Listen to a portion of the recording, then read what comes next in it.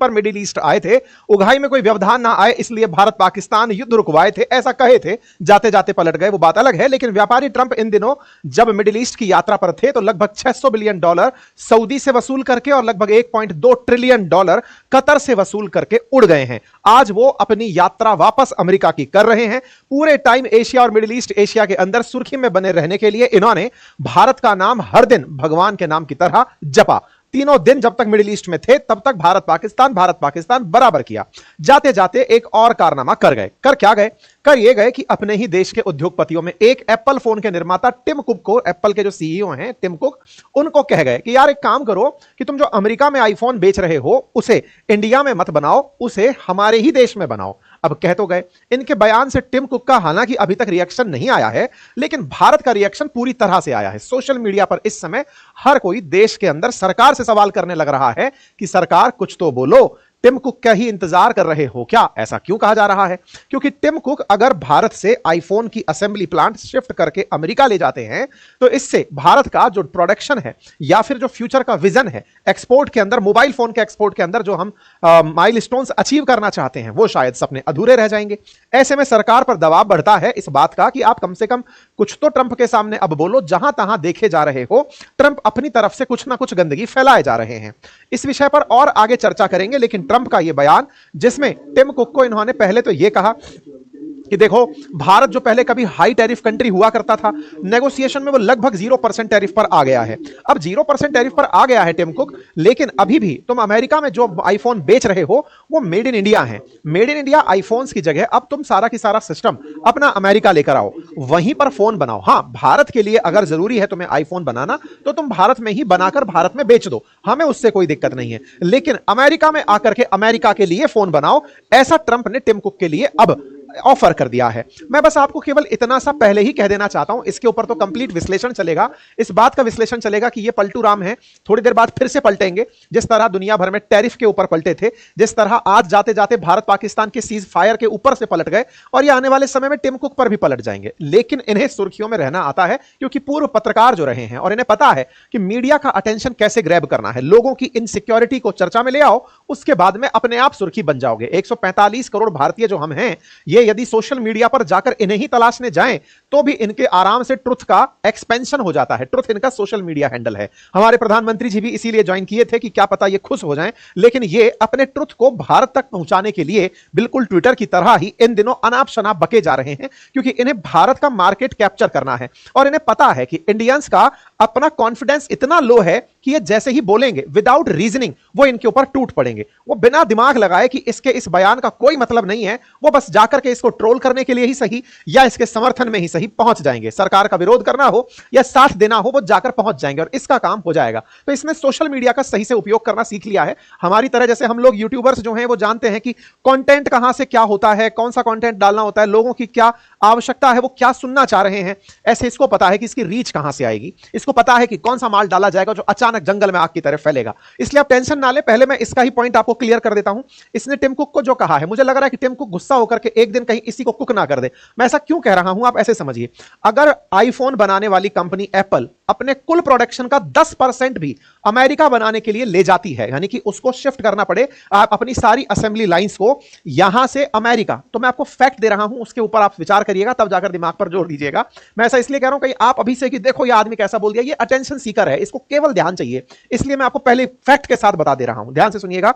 अगर 10% आईफोन दुनिया के यहां से अमेरिका बनने जाते हैं तो भी उसको प्रोडक्शन शुरू करने में 3 साल का वक्त लगेगा, नंबर एक। नंबर दूसरा, कुल आईफोन निर्माण का 10% बनाने के लिए भी $30 बिलियन का नया इन्वेस्टमेंट अमेरिका में आईफोन को करना पड़ेगा, यानी कि एप्पल को करना पड़ेगा। और नंबर 3, अगर अमेरिका में फोन बनना शुरू होते हैं, जो फोन चाइना में $1000 के आसपास पड़ जाता है बन करके, 256 जीबी का आईफोन का आईफोन 256 जीबी का 16 प्रो मैक्स, भारत में वो $1250 का बनकर आता है, अमेरिका में वो $3500 के अराउंड बनकर आएगा, यानी कि 3 लाख रुपए का बनकर आएगा। इन 3 फिगर पर ध्यान दे लीजिएगा। पहला 3 साल, 30 बिलियन और 3 लाख, ये तीनों ही असंभव चीजें हैं।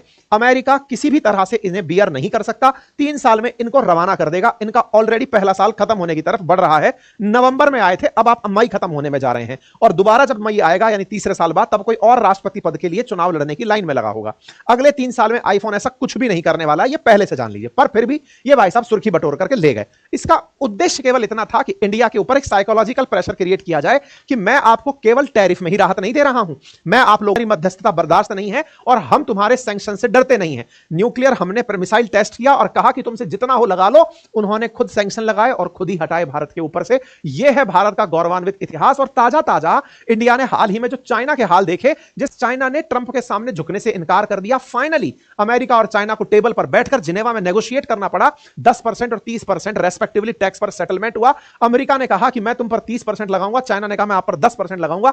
इस प्रकार से दोनों के बीच में जाकर के टैरिफ सेटल हुआ। आवश्यकता आ पड़ी है अब भारत को कि भारत को यह बताना होगा अमेरिका को कि तुम हम पर कोई भी खैरात नहीं बांटे। और ये बार बार में तुम जो भारत पाकिस्तान बराबर कर देते हो ना, इसको भी क्लियर कर देते हैं। भारत तुम्हारे साथ व्यापार करता है $100 बिलियन से ऊपर का, पाकिस्तान करता है $10 बिलियन के ऊपर का। तुम्हें पता है कि तुम्हें भारत की सुर्खी बनना है, इसलिए तुम जानबूझकर इंडिया और पाकिस्तान को पैरेलल ट्रीट करते हो। भारतीयों को आने वाले समय में इस व्यक्ति को मैकडोनाल्ड की तरह ट्रीट करना पड़ेगा, डोनाल्ड ट्रंप की तरह नहीं। इसे ट्रंप की तरह नहीं, इसे डक की तरह ट्रीट करना पड़ेगा, तभी जाकर के इसकी गुडविल पर असर पड़ेगा। फिलहाल के लिए इसे पता है कि बाजार में कैसे छाना है। ये केवल सोशल मीडिया एक्सपोजर के चलते इंडियंस के जो इमोशनल पॉइंट्स हैं उन्हें टच कर रहा है। इसे पता है कि इंडियंस को कौन सी बात चुभती है। इंडियंस के लिए अगर उन्हें पाकिस्तानियों के बराबर कोई बता दे तो इनका तो बिल्कुल ईगो हर्ट हो जाएगा। हम वास्तविकता में इतना आत्मसम्मान रखते हैं, और आत्मसम्मान से मैं आपको एक लाइन याद दिलाना चाहूंगा दोस्तों। जब भारत ने पाकिस्तान को संदेश दिया कि रक्त और पानी एक साथ नहीं बहेगा, तो अब भारत को अमेरिका को भी संदेश देना चाहिए कि आत्मसम्मान की कीमत पर भारत व्यापार नहीं करेगा। यह वो देश है जिसने अपने आत्मसम्मान के लिए ना पहले अमेरिका के सामने कोई भी मंतव्य रखा, ना उसके सामने कोई सहमति जताई, ना उसके सामने कभी सरेंडर किया। आज भी हम ऐसा नहीं होने देंगे। यह भारत को पहले ही स्पष्ट करना होगा। तो साथियों, बात अगर इस तरह से आगे बढ़ेगी तो ही भारतीयों का गौरवशाली क्षण वापस आएगा, और यह जानबूझकर करता है। इसको पता है कि ट्विटर की रीच इन दिनों गजब चल रही है। ट्विटर इन्हीं के अपने प्यादे का है, इलॉन मस्क का है। ऐसे ही इन दिनों ट्रुथ की रीच बढ़ाने के लिए यह अपना इस तरह का बयानबाजी कर रहा है। इससे भारत के अंदर सोशल मीडिया में प्रचार करना है। जैसे इंस्टाग्राम और फेसबुक बढ़िया से यूज हो रहे हैं ना, यूट्यूब पर अमेरिका के प्रोडक्ट पर हम अपना काम कर रहे हैं, तो यह चाहता है कि तुम लोग धीरे धीरे उस पर आ जाओ, फिर सारी कंपनी जिंदगी भर के लिए परमानेंट बन जाएंगी, सारी टेंशन खत्म हो जाएंगी। ठीक है, तो यह बात आपको समझने की। बाकी आईफोन का मैं थोड़ा विश्लेषण कर देता हूं आप लोगों के लिए। एक आईफोन अगर बिना टैक्सेशन के बताया जाए तो 47,000 रुपए का बनकर आता है, ऐसा इंटरनेट पर डेटा है। अगर उस पर 100% टैरिफ भी लगता है तो $1,000 के आसपास अमेरिकियों को पड़ता है ये, और भारत से बने तो $1,250 के आसपास पड़ता है। ये फैक्ट है। ऐसे में अगर अमेरिका अपने कुक को कहकर कहे कि बेटा आईफोन वहां लेकर चलो, क्योंकि वर्तमान में इंडिया मेड आईफोन अमेरिका में लगभग 50% बिक रहे हैं। 2026 में इन्हें 6 करोड़ से ज्यादा आईफोन बनाने होंगे, और ऐसे में कंपनी को अपना ग्लोबल मैन्युफैक्चरिंग अमेरिका शिफ्ट करना आनन फानन में पॉसिबल नहीं है, क्योंकि ये ऑलरेडी भारत में और चाइना में अपने इन्वेस्टमेंट के खूब सारे प्लान लगा चुके हैं। इनकी बेवकूफियों के चलते पहले ही टिम कुक जो है वो इनसे त्रस्त हो लिए हैं, क्योंकि पहले उन्होंने कह दिया कि मैं चाइना पर टैरिफ लगा रहा हूं। वो जल्दबाजी में इंडिया शिफ्ट होने की तैयारी करने लगा। अब चाइना से वापस से मांडोली कर लिए हैं, तो ऐसे में उनका भी इस समय बिल्कुल हालत खराब है। तो ऐसे में कहीं ऐसा ना हो कि अमेरिका के अंदर बैठ करके इनके खिलाफ लॉबिंग शुरू हो जाए। ये सारे उद्योगपति कहें कि हमने गलत आदमी को, क्रैक आदमी को सत्ता में बैठा दिया है, इसके खिलाफ लॉबिंग करो, अदरवाइज ये देश को बर्बाद कर देगा। खैर, यूएस और चाइना के बीच में एक ट्रेड डील साझा होती है, और ट्रेड डील के अंदर चाइना ही विनर निकल कर आता है, जो अमेरिका के सामने नहीं झुकता। देखिए, भारत को भी ना अपनी पॉलिसी पर अब पैरेलली यहां पर विचार देने की आवश्यकता होगी। जिस तरह भारत ने चाइना को पड़ोस में पाकर के यह पा लिया है कि 1990 तक जो भारत और चीन लगभग एक जैसे चल रहे थे, आज चीन भारत से कई गुना बड़ी इकोनॉमी बन चुका है। उसके पीछे उसने अपने जो लोग हैं, वर्कर्स हैं, जो अपने निवासी हैं, देशवासी हैं, उन्हें वोकेशनल ट्रेनिंग दे दे करके स्किल डेवलपमेंट सिखाया, और स्किल डेवलपमेंट की वजह से आज दुनिया भर की बड़ी सारी कंपनी स्किल्ड लेबर के लिए अमेरिका से निकलकर चाइना पहुंचती हैं। चाइना ने जो काम किया वो भारतवासी इन दिनों मेक इन इंडिया के तहत कर रहे हैं। यही कारण है कि आईफोन का बड़ा सारा प्रोडक्शन लाइन इंडिया में सेटल हो चुका है। फॉक्सकॉन जैसी कंपनियां भारत में काम कर रही हैं, और बड़ी मात्रा में आईफोन बनकर इंडिया से बाहर जा रहे हैं। हमें भी आने वाले समय में चाइना की तरह ही अपने लोगों की स्किलिंग पर फोकस करना होगा, और अपने आप को यह मजबूती देनी होगी कि चाहे हम फिलहाल के लिए नुकसान कर जाएं, लेकिन अपने स्टैंड पर क्लियर रहेंगे। अगर भारत पहले ही यह सिद्ध कर जाता, ट्रंप को इस तरह के दिन दिखाने नहीं पड़ते भारत को। इंडिया एक समय माहौल बन रहा था डी डॉलराइजेशन का, उस समय अगर अगर थोड़ा सा अडिग रह जाता तो भारत समेत जो दुनिया के 5 बड़े देश हैं, जो ब्रिक्स नेशन है, वो ट्रंप को उसी समय धता बता दिए होते। लेकिन खैर, हम आने वाले समय में भी इन सब बातों पर कुछ ना कुछ तो फैसले कर ही लेंगे। फिलहाल के लिए आईफोन का चैप्टर क्लोज करते हैं और आगे बढ़ते हैं साहब। ठीक है साहब, ये हो गया बहुत सारी बातें। हाँ, अब जब ये हुआ तो भारत की सरकार का लोगों ने खूब सारा क्वेश्चन सवाल जवाब करना शुरू कर दिया कि ये तो इंडिया पाकिस्तान को बराबर कर दिया, हर चीज के अंदर आया हूं क्योंकि मैं मौत के मुंह से बच के आया हूं। उस दिन के बाद से इसने दुनिया में जो तांडव मचाना शुरू किया है, दुनिया का शायद ही कोई देश होगा जो ट्रंप को ना जानता हो, नंबर एक, और ट्रंप की वजह से तनाव में ना रहता हो, क्योंकि ये कुछ भी करने की स्थिति में रहता है। हाँ, इससे खुश वो लोग हैं जिनके पास कुछ नहीं है। जैसे नॉर्थ कोरिया को कोई फर्क नहीं पड़ता कि ट्रंप क्या सोचता है, पाकिस्तानियों को कोई खास फर्क नहीं पड़ता कि ट्रंप ये होता क्या है, ये ट्रेड टैरिफ बैरियर होता क्या, अच्छा ट्रेड करते भी हैं क्या, उन्हें फर्क नहीं पड़ता। बांग्लादेशियों को फर्क नहीं पड़ता, कोई मतलब ही नहीं है, खैरात में पलने वाले देश हैं। लेकिन जिसके पास थोड़ी बहुत कुव्वत है, जिन देशों के पास अपनी इकोनॉमी है, उसको इसने मतलब पूरी तरह से छेड़ करके रख दिया है। ठीक है साहब, हमारे साथ इसने शुरुआत करी सबसे पहले, और यह बात इसीलिए भारत के लिए अब ऐसी स्थिति में पहुंच चुका है कि भारत सरकार को अब कम से कम स्टैंड लेने के लिए खड़ा होना पड़ेगा। क्यों खड़ा होना पड़ेगा, उसके पीछे तार्किकता को हम प्रामाणिकता के साथ लेकर चल रहे हैं। महाशय जैसे ही आते हैं, सबसे पहले इलीगल इंडियंस को हथकड़ी लगाकर भारत भेजते हैं। यह केवल और केवल इसका मीडिया स्टंट था, दुनिया के सामने अटेंशन प्राप्त करना कि मैं किसी का सगा नहीं हूं। जिनको मैं मित्र कहता था, प्रधानमंत्री को मित्र कह करके, मतलब हमारे प्रधानमंत्री की जो भी साख थी ना, सोशल मीडिया पर जो इमेज थी, उस इमेज को जितना इस व्यक्ति ने नुकसान पहुंचाया है, शायद ही किसी ने पहुंचाया होगा। मतलब इस व्यक्ति ने प्रधानमंत्री की जितनी भी सोशल मीडिया पर फुटेज थी, जैसे मतलब शुरुआत में क्या हुआ था, अगर आपने इलेक्शन कैंपेन्स देखे हो पिछले वाले, जब आपने 2024 के लोकसभा चुनाव जब हुए थे, उस समय कांग्रेस ने भी कुछ इस तरह से प्रचार करने का शुरुआत किया था कि प्रधानमंत्री से डरते नहीं हैं हम, प्रधानमंत्री से डरते नहीं हैं हम, इस तरह का नैरेटिव बनाया जा रहा था कि प्रधानमंत्री से हम नहीं डरते। अच्छा, वास्तविकता भी है, प्रधानमंत्री से डरना नहीं होता है। प्रधानमंत्री आप सबके प्रधानमंत्री हैं, देश के प्रधानमंत्री हैं, जनता के द्वारा इलेक्टेड प्रतिनिधि हैं, लेकिन उनके खिलाफ इस तरह का नैरेटिव बिल्ड किया गया था कि प्रधानमंत्री से नहीं डरते। अब वो जो डर वाली इमेज है ना, क्योंकि प्रधानमंत्री को हमेशा एक रूड चेहरे में दिखाया गया है, तो ट्रंप ने असल मायने में प्रधानमंत्री के उसी इमेज को हैम्पर करने के लिए ये सारे टैक्टिक्स अपनाए। उसके पास ये तरीका था कि कैसे इंडिया का पूरा अटेंशन खुद पर शिफ्ट करना है। प्रधानमंत्री अगर 145 करोड़ की आबादी के देश के प्रधानमंत्री हैं, तो कैसे एक 30-35 करोड़ की आबादी का राष्ट्रपति उनकी इमेज के ऊपर भी खुद को आगे लेकर चला जाए। बोले मुझे ये खेल खेलना है। तो सबसे पहले भारत के साथ मित्रता का नाम दिखाकर भारतीयों को हैंडकफ्स के साथ भारत भेजा गया। इससे समस्त भारतीय उद्विग्न हुए, और भारत कहां रह गया कि हम तो सब रिश्ता निभाने वाले देश हैं, हम वो देश हैं जिसने एक बार मित्रता निभा ली, लास्ट तक निभाते हैं। हम कुछ बोले नहीं, हमने कहा ट्रंप कर रहे हैं, उनको अपने देश के लिए कुछ करना है, सही कर रहे होंगे, हमने उनके इस फैसले का वेलकम किया। हमने जो हमारे देश के अंदर भारतीय आए, जो कि वास्तविकता में गलत तरीके से गए थे, हमने अपने आप को कानूनी तरीके से समझाया कि ठीक है, अगर ऐसा हो रहा है कि अपने लोगों को भेज रहे हैं तो हम इनको आने देते हैं। प्रधानमंत्री तब भी विचार करते रह गए, कोई बयान नहीं आया। लेकिन जिस तरह की हरकतें कर रहा था, प्रधानमंत्री मिलने खुद पहुंचते हैं कि हाँ भाई साहब, आप राष्ट्रपति बन गए हो, मैं आता हूं मिलने के लिए। हो सकता है कि आपके मन में यह रहा हो कि मैं आपके चुनाव प्रचार में नहीं आ पाया, क्योंकि इस वजह से हमारे देश की पॉलिटिक्स भी प्रभावित होती है, इस बार हम आपके चुनाव में नहीं आ पाए। लेकिन प्रधानमंत्री जी पहुंचते हैं।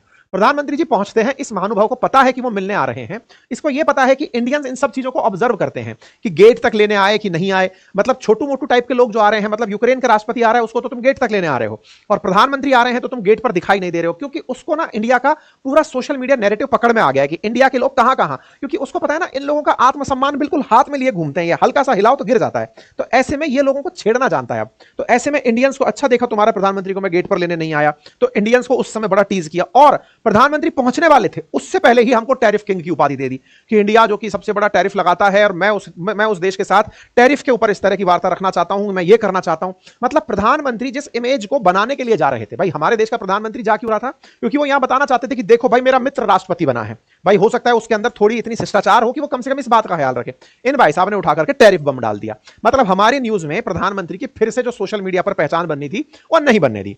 साथ ही साथ इस व्यक्ति ने एक और धमकी भरा पत्र दुनिया में जारी कर दिया, और वो ये था कि जो देश ये सोचते हैं कि वो डॉलर के खिलाफ डी डॉलराइजेशन कर देंगे, उन पर मैं 100% टैरिफ लगा दूंगा। यानी कि अगर आप ये सोचते हो, क्योंकि असल में क्या था, ब्राजील, रशिया, इंडिया, चाइना और साउथ अफ्रीका, इनके बीच में एक चर्चा चल रही थी, ब्रिक्स कंट्रीज हैं ये। इनका मानना था कि हम लोग डॉलर को हटाते हैं और उसकी जगह अपनी लोकल करेंसी में व्यापार करते हैं, ताकि डॉलर पर डिपेंडेंसी खत्म होगी और हम लोग दुनिया में सर्वाइव कर पाएंगे।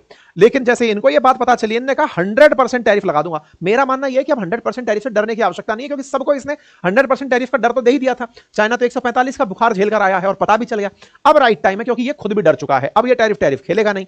ऐसे में अब आवश्यकता है कि ब्रिक्स नेशन इकट्ठे हों, डी डॉलराइजेशन पर प्रयास करना। यह स्पष्ट संदेश था भारत के लिए। भारत ने फिर अपनी तरफ से फिर अरे अरे अपना मित्र है, अपना मित्र है, मित्र खफा है, कोई बात नहीं, चलो हम मित्रता निभाते हैं। और भाई साहब हम मित्रता निभाने के नाम पर बोल दिया कि नहीं नहीं हमारा कोई भी डी डॉलराइजेशन का प्लान नहीं है। India has never been for dedollarization. हम कभी भी डी डॉलराइजेशन के प्लान में नहीं थे। इंडिया फिर से यहां से कट लिया कि हम सर डी डॉलराइजेशन के प्लान में नहीं थे। प्रधानमंत्री जी यहां पहुंचते हैं, लेकिन इसको तो पता नहीं क्या था कि इसे कुल मिलाकर भारत की मीडिया में छाए रहना था, इसका पूरा उद्देश्य सेट था। तो ऐसे में यह भाई साहब मतलब भारत के प्रधानमंत्री से मिलने से पहले ही रेसिप्रोकल टैरिफ के बारे में बयान दे देता है कि मैं भी भारत पर उतना ही टैरिफ लगाऊंगा। मतलब भारत के प्रधानमंत्री वहीं खड़े हुए हैं, वहीं पर उनके सामने बोल देता है कि देखो इंडिया जो है वो हमारे साथ में बहुत हाई टैरिफ लगाता है। मतलब अक्सर यह होता है कि जब आप किसी देश के साथ होते हो तो यह कम से कम ख्याल रख रहे होते हो कि इस समय शिष्टाचार में रहेंगे। बाकी बात है जो हम समस्त भारतीय जिनके अंदर राष्ट्र भाव है उन सबको एक बात की निराशा है कि हमारा देश इतनी स्ट्रांग तरीके से उठते हुए आ रहा था, किसी के सामने हमने अपने आप को इतना क्यों सरेंडर कर दिया, हमें नहीं करना था। और हम अगेन आप सबके माध्यम से भी, और निश्चित ही आप कमेंट बॉक्स में जब सेशन पूरा हो जाए अपनी राय अवश्य दीजिएगा कि क्या हम सब लोग इस बात के लिए वाकई में खुश हैं जो भारत के साथ ये हो रहा है, या हम ऐसा होते हुए देखना चाहते हैं। अरे 2 साल और तरक्की रुक जाएगी। अरे हम मान लिए 2047 में नहीं बन पाएंगे विकसित राष्ट्र, 57 में बन जाएंगे, लेकिन कम से कम खुददार बन के तो बनेंगे। खुददारी और कुछ नहीं तो अफगानिस्तान से सीख लो यार, जिन्होंने तुमको 20 साल तक लटक के रखा और तुम्हें घर से बाहर निकाला धकेड़े देकर के, और आज बैठ करके फिर से तालिबान शासन में आ गया। कम से कम उन्हीं से सीख लो। हमको तो अब मैसेज भी अफगानिस्तान जैसे देशों से लेने पड़ रहे हैं कि खुददारी हो तो ऐसी। 20 साल तक बेचारे संघर्ष करते रहे। बेचारा इसलिए कह रहा हूं क्योंकि जब तुम सीरिया जैसे राष्ट्रपति को आतंकी से राष्ट्रपति डिक्लेयर कर देते हो तो हमें भी अफगानिस्तान में तालिबान सरकार को फुल इज्जत देनी चाहिए। अच्छा एक इंटरेस्टिंग बात हुई आज, क्या हुआ कि मैंने आज दोपहर का जो अपनी पाठशाला का सेशन था ना, सीरिया के ऊपर मैंने जानकारी दी। अब सुनना उस सेशन को एक बार ध्यान करके, है ना। उसमें हमने ये वाली बात बोली थी कि इंडिया को चाहिए कि अफगानिस्तान के साथ में अब बात कर ही ली जाए कि तुमको हम मान्यता देते हैं। और शाम को सुनने में आ रहा है कि जयशंकर साहब ने अफगानिस्तान से बातचीत की है। भाई विदेश मंत्रालय में कोई अगर हमें सुन रहा हो तो यार थोड़ा सा मतलब क्रेडिट वेडिट भी दिया करो, हम तुम्हें सलाह अच्छी देते हैं, ठीक है। तो कुल मिलाकर के ऐसी चीज में फिलहाल बात जो भारत के लिए बन रही है ना, वो मैंने आप लोगों को यहां पर बता दी है। तो कुल मिलाकर के इंडिया चाइना का जो ट्रेड डील चल रहा है, वो सॉरी यूएस चाइना का जो ट्रेड डील सेट हुआ, उससे फिर भारत को सोचने में विवश होना पड़ा कि हम खुश इसलिए थे कि कुछ भी हो, ये चाइना के ऊपर जो इसने 245% तक टैरिफ ले जाने की बातें कही हैं, उससे कहीं ना कहीं हमें फायदा हो जाएगा।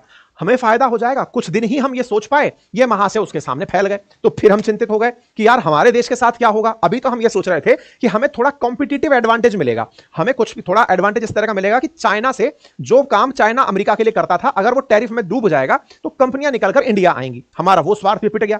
हम सोचते थे कि आईफोन पूरी तरह इंडिया में बनेगा, अब तो फिर से वो चाइना में बन जाएगा क्योंकि टैरिफ कम हो गया। और इंडिया में बनता तो ये महाशय तो खुद कह के ले जा रहे हैं कि तुम अमेरिका चलो। कुल मिलाकर के अमेरिका के साथ अब हमें यह समझ में आ गया कि कुछ फायदे नहीं होने वाले। हाँ, नुकसान जो हो सकते हैं उनकी भी चर्चा आज मैं आपके सेशन में करने वाला हूं, ठीक है साहब। एक और पॉइंट बना जो भारतीयों को बिल्कुल रास नहीं आया। मतलब हम टैरिफ वेरिफ के मामले में यह मानते हुए चल रहे थे कि सबके साथ कर रहा है तो चल हम भी झेल लेंगे। इंडिया पाकिस्तान के केस में जो इस व्यक्ति ने हरकतें की, वो तो एकदम इमैच्योर पॉलिटिशियन वाली हरकतें थी।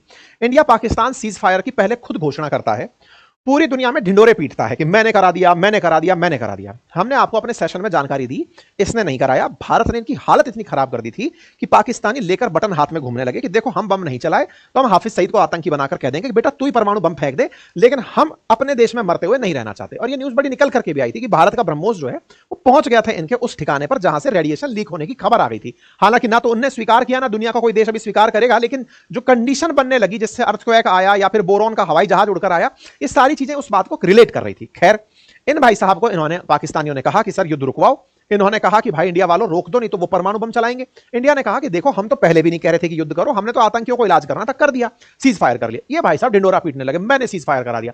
और मैं आपसे कह भी रहा था कि इसको आना है अभी मिडिल ईस्ट में, और ये इस कारण से इस पूरे की पूरे सीज फायर का क्रेडिट खा जाएगा। इस भाई साहब ने बाकायदा पहुंच करके 12, 13, 14 सब दिन मैंने रुकवा दिया, मैंने रुकवा दिया। मतलब 12, 13, 14 तीनों दिन एक ही लाइन, मैंने भारत पाकिस्तान में सीज फायर करवाया, मैंने पाकिस्तान सीज फायर कराया। आज जब जाने का दिन आया तब इससे पूछा कि क्या ख्याल था, आपने करवाया था? बोले नहीं नहीं, मैंने तो बस डील दी थी, सीज फायर तो उन लोगों ने खुद ही किया। मैंने तो कहा कि अपन से ट्रेड करोगे तो फायदे में रहोगे। मैं तो ट्रेड की बातें कर रहा था, सीज फायर मेरा कोई लेना देना नहीं था। मतलब पलटूराम फिर पलट गए, पलटूराम फिर पलट गए। ऐसे में फिर एक सवाल बना कि इस व्यक्ति की किस बात पर यकीन किया जाए, ठीक है। इस बीच में भारत के उद्योगपति का यहां मिलकर के आना, लोग इससे भी रिलेट कर रहे थे कि इनके मिलने के बाद ये पलट गया क्या।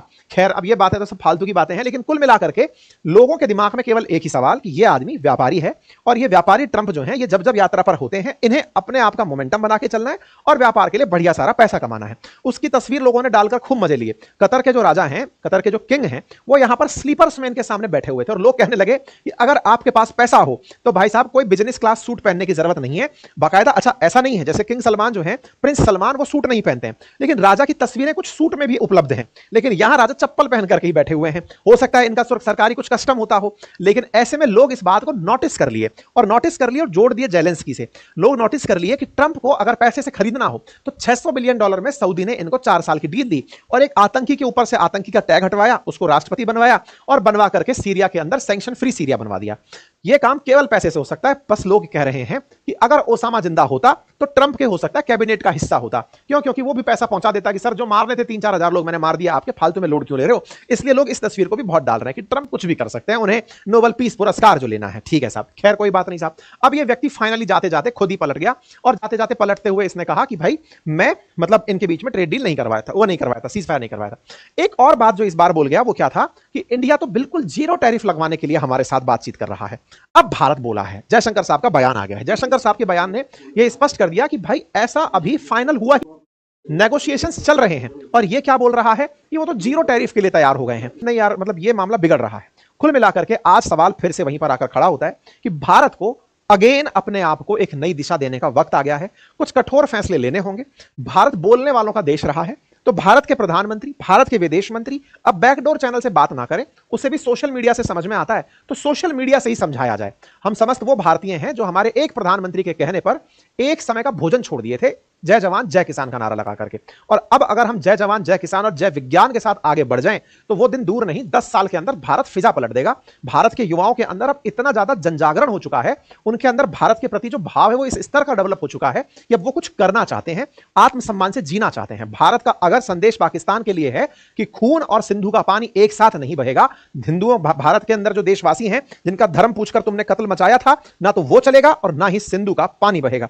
बिल्कुल वैसे ही अब आत्मसम्मान के साथ व्यापार भी नहीं होगा। अब यह संदेश भी भारत को स्पष्ट और बोल्ड लेटर्स में क्लियर एंड लाउड अमेरिका को सुना ही देना चाहिए। बाकी आप सब लोग इस विषय पर क्या सोचते हैं, अपनी राय कमेंट बॉक्स में जरूर बताइएगा, क्योंकि भारत ने अमेरिका के साथ बड़ा व्यापार किया है, जिसके साथ आप पाकिस्तान को कंपेयर करते हैं। पाकिस्तान $7 बिलियन का कुल व्यापार करता है, भारत $120 बिलियन से अधिक का व्यापार करता है। ऐसे में भारत और पाकिस्तान को बराबर करने की यह हिमाकत ना करे। भारत वो है जिसने पोखरण परमाणु बम परीक्षण किया, क्लिंटन धमकाता रह गया, चाहे सैंक्शंस हम पर लगाए गए, लेकिन हम नहीं झुके। अमेरिका में भारत के खिलाफ खूब प्रतिरोध हुआ, लेकिन भारत नहीं रुका। भारत कारगिल युद्ध के दौरान पाकिस्तान को जब पटक नहीं दे रहा था, उस विषय पर भी हमारे पूर्व प्रधानमंत्री अटल बिहारी वाजपेयी जी ने कहा था कि अमेरिका ने हमसे कहा कि आप आइए और हम आपके बीच मध्यस्थता कराएंगे। हमने कहा जब तक पाकिस्तान के पास 1 इंच हमारी जमीन है हम मध्यस्थता स्वीकार नहीं करेंगे। भारत तब नहीं झुका यार इन लोगों के सामने, अब हम कैसे बात कर सकते हैं। तो ऐसे में भारत को आवश्यकता है, जब वो इतना तेजी से 4th लार्जेस्ट इकोनॉमी बनने की तरफ बढ़ रहा है, 3rd लार्जेस्ट बाय 2028 बन जाएगा, तो हमें अपने स्टैंड कुछ क्लियर करने होंगे